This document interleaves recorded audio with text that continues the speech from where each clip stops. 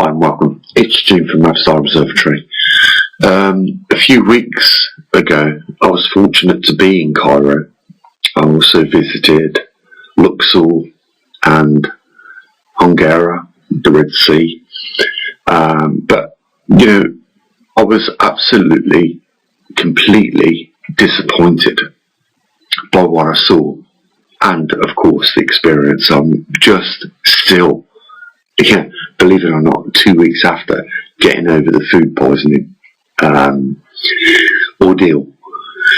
And you know what, I could have mentioned this. If you ever are tempted to go to this country, Egypt, one word of advice is take toilet paper wherever you go, because you're going to get food poisoning from day one. And wherever you go in Egypt, there isn't toilet paper freely given unless you're in a respectful hotel or restaurant. And the majority of the time, I found by just taking my own roll of toilet paper was the life saviour. And I'll just give you this.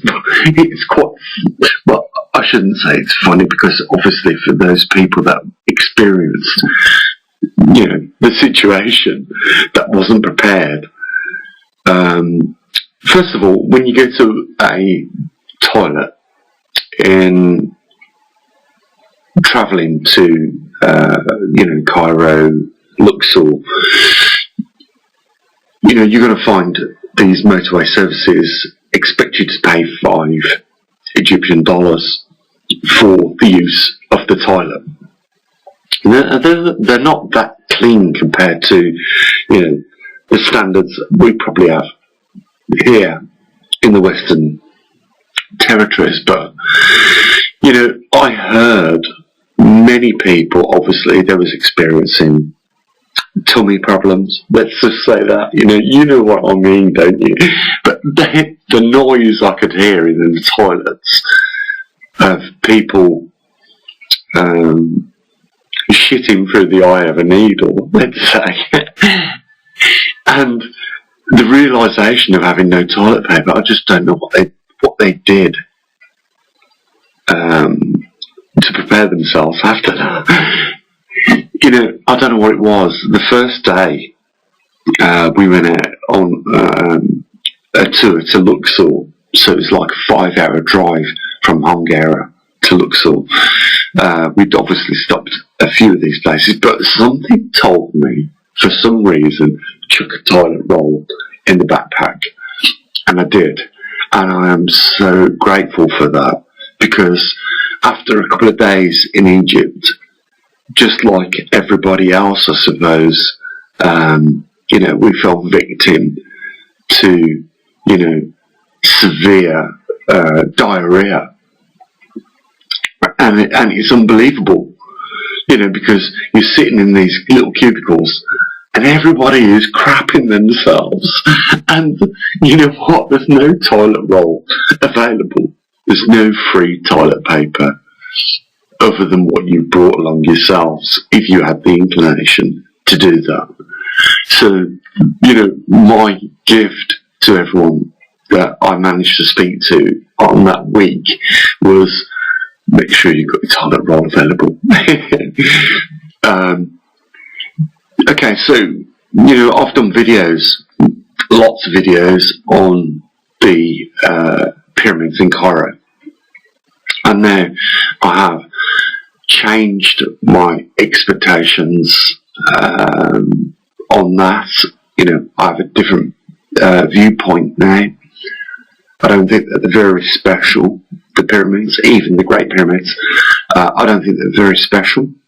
I don't think anything that Egypt has to offer as, a wonder of this world is important enough to go and visit. If someone had given me the knowledge now that I've got, I would never have gone. It's an extremely, extremely impoverished nation. You realise that when you're driving to Cairo. We were supposed to originally go to Abydos, Egypt. That's all I wanted to do, is visit the Seti Temple and the Osiron at the back to have a look at some of the Roman, which is now classified as Roman vandalism, let's say that. I'm talking about the Flower of Life. It did intrigue me, and it still could possibly hold something, but with what I have seen from Egypt, the experience that I've had, I think it's just vandalism. And I even speaking, like, obviously we worked on one of the excursions to Egypt, Cairo, to have a look at the pyramids, see the Sphinx, and then go to the Cairo Museum. Hopefully gaining information and everything else along the way. But what I experienced was just dreadful.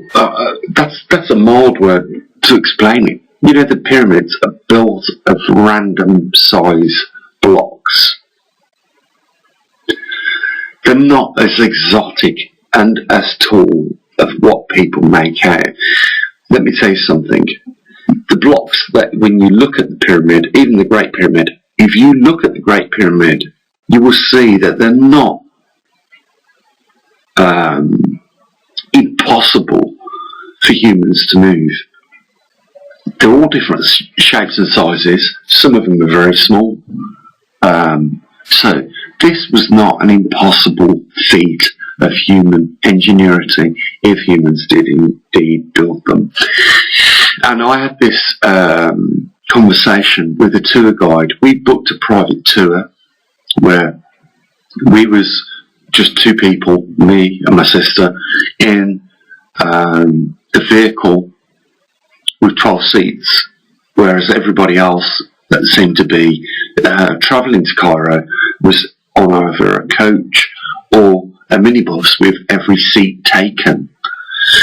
So, for those few extra coins, it was well worth doing that. To have that little bit of luxury, because there's nothing worse than wanting to put your arm on the armrest when somebody else's arm is already there, and you've been on a plane, you know what I'm talking about. On these economy flights, So, it was a big letdown for me. And I said to the tour guide, who was very informative about the scripted Egyptian history he wanted to tell me about. But having been to Luxor, and if you've been to Luxor, you know that that's not far from if you're in the vicinity of Luxor, you'll know also that you're in the vicinity of the Valley of the Kings, and we went to the Valley of Kings. Every day was just extreme heat, too hot to even almost breathe. So we went down two of the tombs in the Valley of the Kings. We could have went down three, but it was just too hot to go down even anymore. I thought by going down under the ground it would get cooler, but in fact it got hotter. What I noticed on the way down there is every square inch was decorated by hieroglyphs or Egyptian writing and Egyptian artwork. And when you got to the very bottom, there was the Hypophagus, which is a huge, bigger than a car. You can imagine this, bigger than a car, like granite block that had been carved out to put the mummified remains of the people. Now, some of the things we learned, obviously I'm going to talk off the cuff here, I'm going to talk about different things and not particularly in any order, but I didn't realise that even the organs that was taken out of the mummies or out of the bodies at the time of mummification were put in separate jars and also buried along with whoever it was. And we saw those things in the Cairo Museum.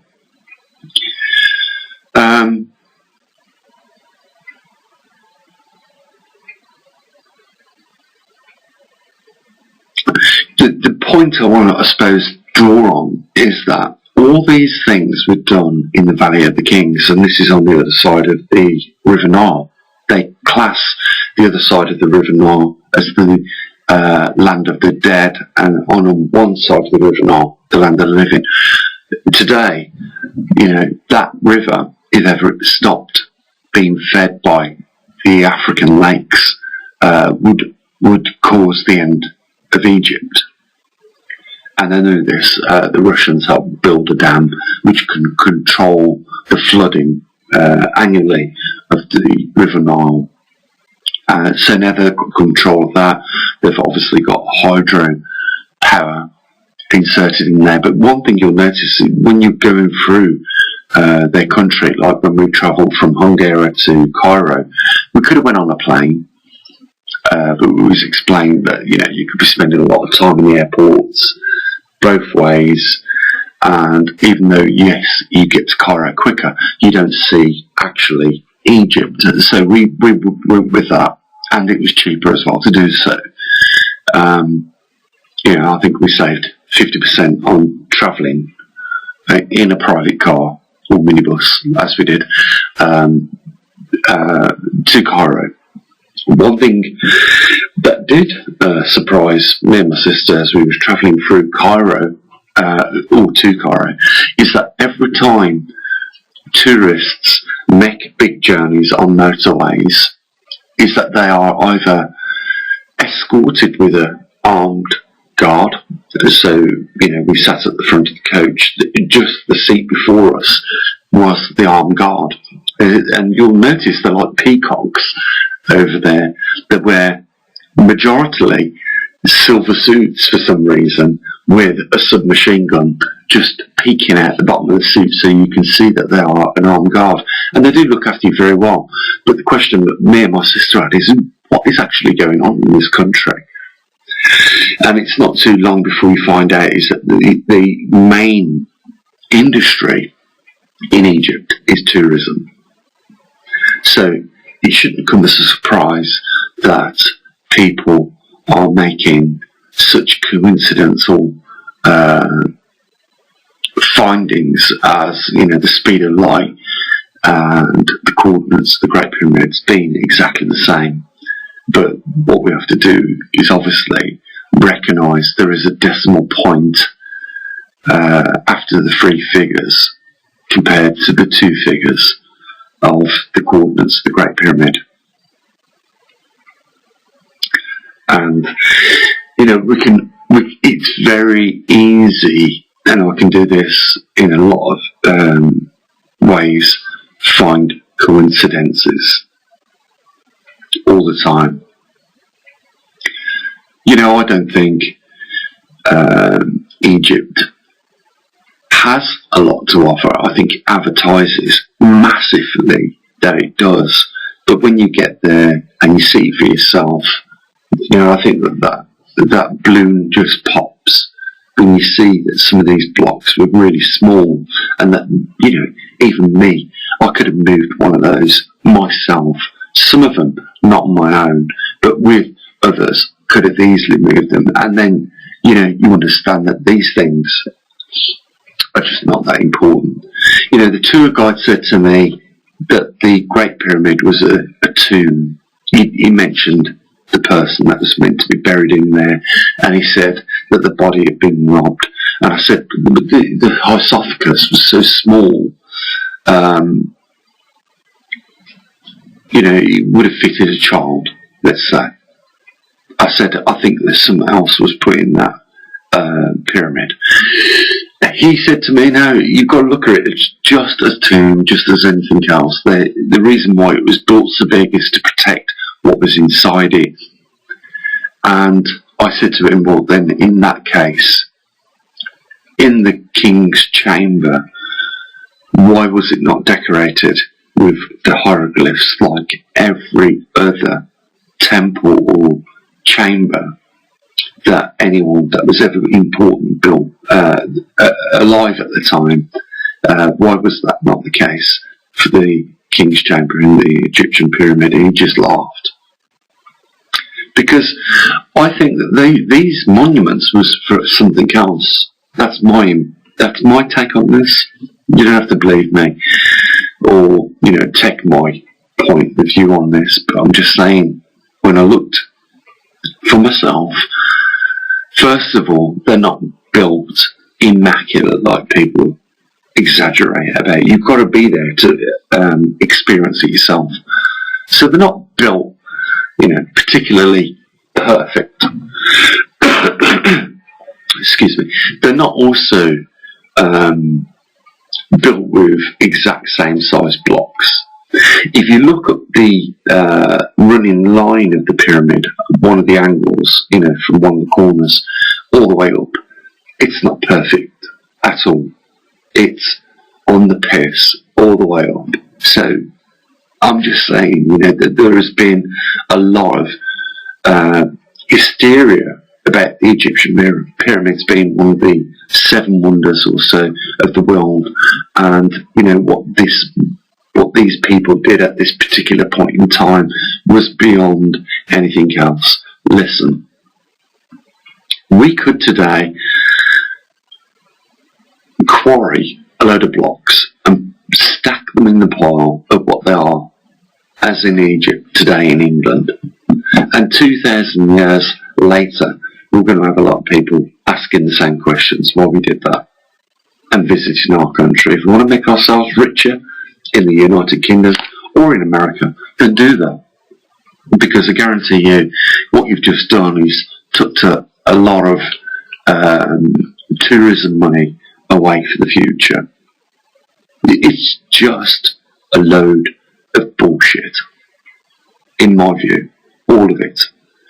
And Egypt is making a fortune out of it, to the point where they are prepared to put government bodies on coaches, like armed security, so that they can take you to these sites of supposed wonder, and you'll get a good experience. I'll tell you what the best experience for me was in Egypt, no hands down, was a submarine trip, 25 metres underwater along half a kilometre of coral reef. That was the best experience I had in Egypt. The worst experience I had in Egypt was, the constant nagging for money, begging like crazy for money. I think most of my expenditure was just there giving people money, just to clear them away, and the scams that they pull to draw you into the shops was just horrible. But I suppose we have to think, that this is such a poor country. The money from the tourism is not being given back on the people. It's clear. You can see that if you travel from Angara to Luxor, you will see an unbelievable sight. Not one house has been finished being built. Everything in Egypt, to me, looks derelict. Their capital is derelict. They've just built, I think 25 kilometres away from Cairo, a city called New Cairo, and it looks massively impressive from old Cairo, because if you travel through Cairo, their capital, you'll see that most of the windows in these apartments do not exist. Most of them just have a blanket up against the open window. We got ate to death on the complex we stayed at. We stayed at a hotel in Angara called Jasmine Palace, and I was absolutely shocked when I first got there, because we arrived around about 12 o'clock, midnight, and obviously when you've done a lot of travelling, you're not going to be ready to hit the sack straight away. So I'm sitting on the balcony in unbearable heat, because I'm English, we don't get that sort of temperatures there. I think it was about 36 degrees when we arrived. And I'm on the balcony, and next minute I hear, and this is the sprinklers coming on to water this lush green grass that you'll see on this complex. But, it was like a child reaction. Oh my God, I know what that smell is. It's sewage. And they're watering the grass with sewage. I couldn't believe it.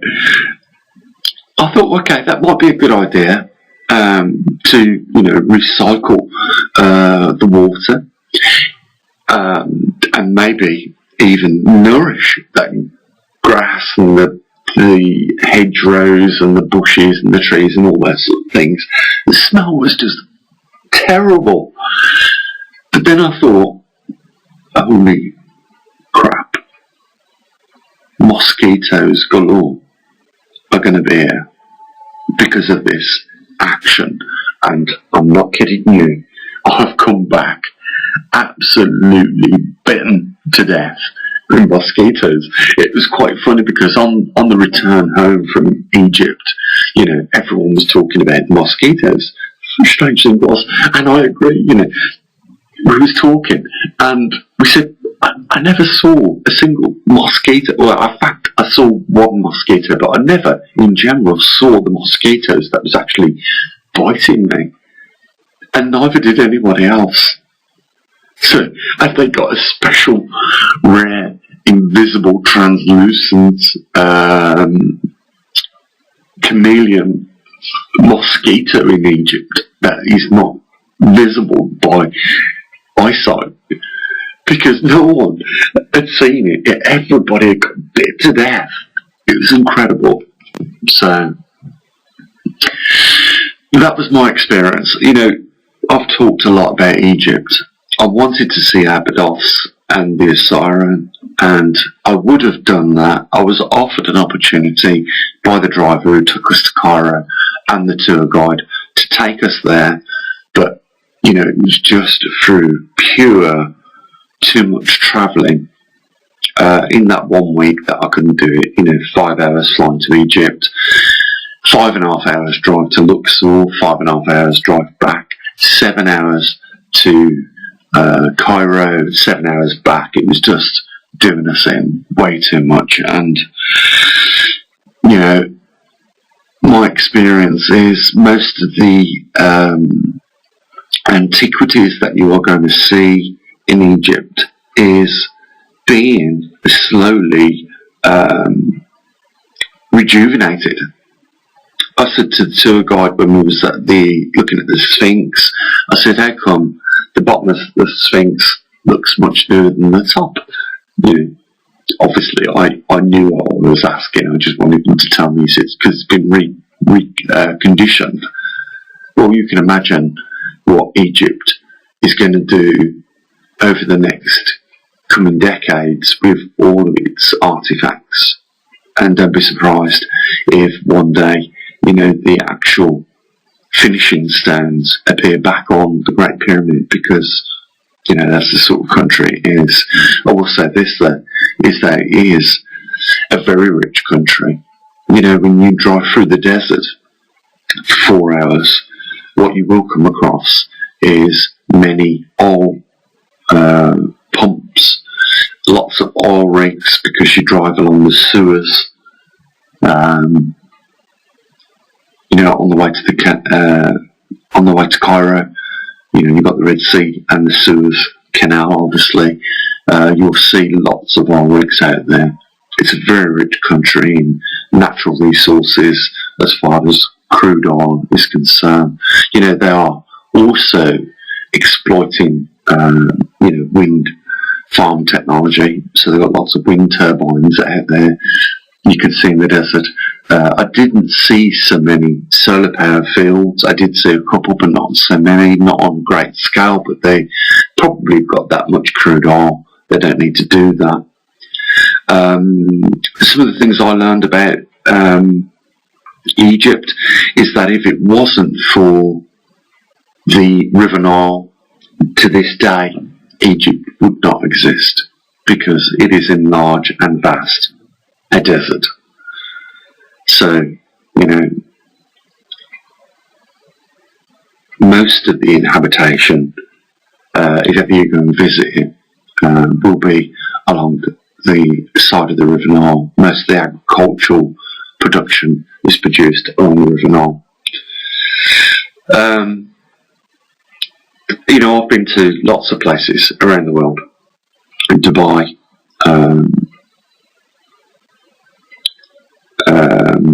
Mexico,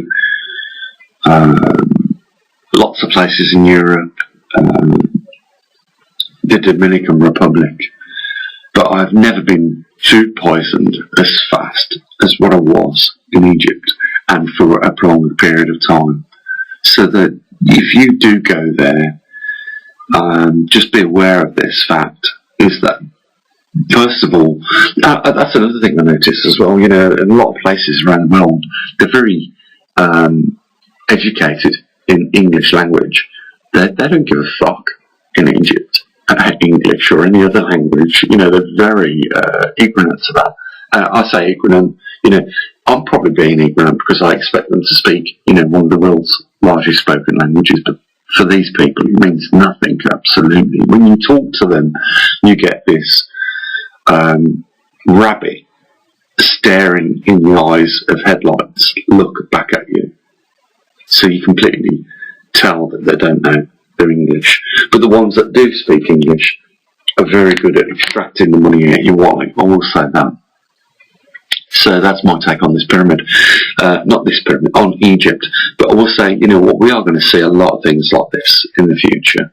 Speed of light, 299. Coordinates of the Great Pyramid, 29.9. You know, don't forget where the decimals are. You know, it's not always such a coincidence, and especially when there is a nation's interest involved in making it so. Guys, it's been emotional. Thought I'd share this with you. As always, bye for now.